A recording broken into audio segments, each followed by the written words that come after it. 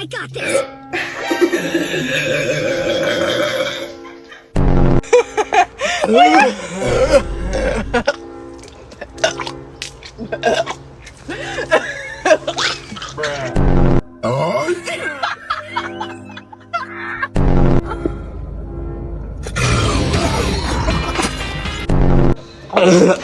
Oh my gosh. What do I do?